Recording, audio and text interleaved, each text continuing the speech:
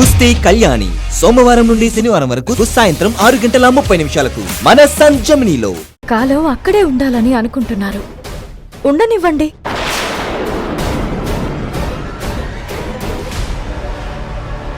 ఏమైనా కావాలంటే మనం ఎలాగో ఉన్నాం కదా.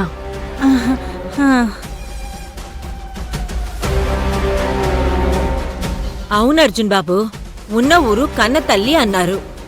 వాళ్ళకి వాళ్ళింట్లోనే ఉండాలనుందేమో, వెళ్ళనివ్వండి.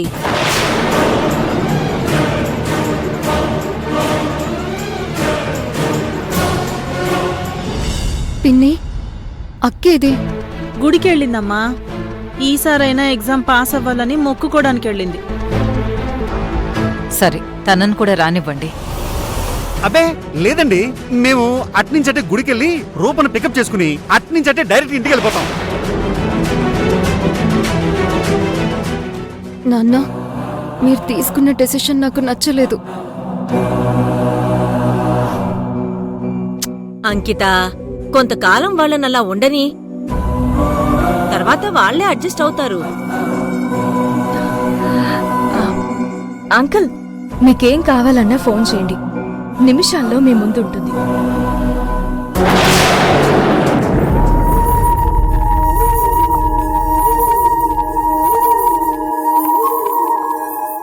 తల్లి, ఈ నాన్నను అర్థం చేసుకోమ్మా.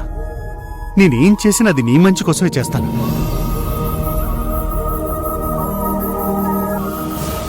వీళ్ళు వెళ్ళిపోతానంటే అంకిత బాధపడుతుంది. ఎలాగైనా వీళ్ళని కొంతకాలం ఆపాలి. సరోజ, అర్జున్ని కంపెనీకి చైర్మన్ చేస్తున్నాం కదా, అప్పటి వరకు ఉండండి.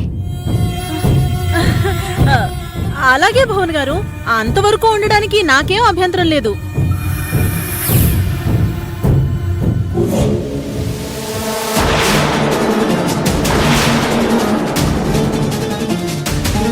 రెండు రోజులే కదా, ఉండనివ్వండి. అది సరే, ఉంటాం. 2 రోజులే అన్నారు.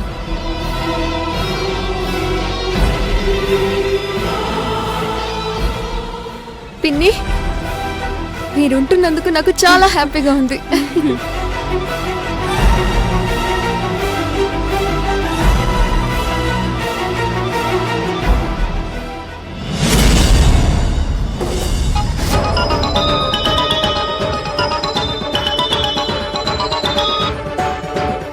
చెప్పు రూపా.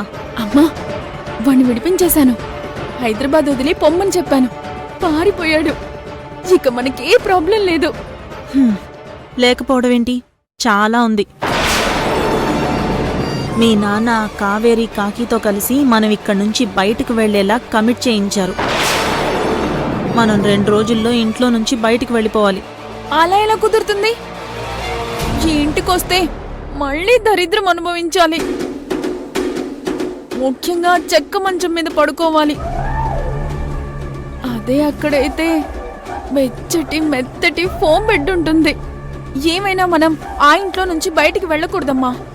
సర్లే, శతకోటి దరిద్రాలకి అనంతకోటి ఉపాయాలు. నేనేదో ఒకటి ఆలోచిస్తాలే. ముఖ్యంగా కావేరికి కాకికి గట్టిగా బుద్ధి చెప్పాలి.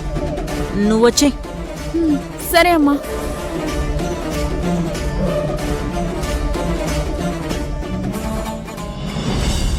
అత్తయ్య, ఇలాచీ చాయ్ తీసుకురానా? కావేరి, నువ్వు ఇప్పుడు ఏ పనులు చేయకూడదు. కూర్చున్న చోట నుంచి లేవకూడదు.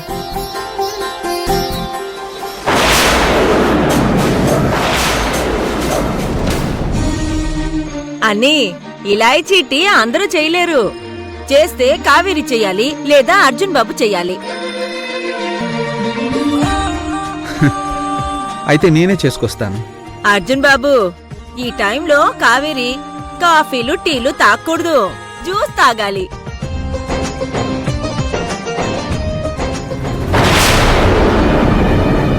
జ్యోతి, అమ్మగారు. కావేరికి జ్యూస్ తీసుకురా. అలాగే అమ్మగారు.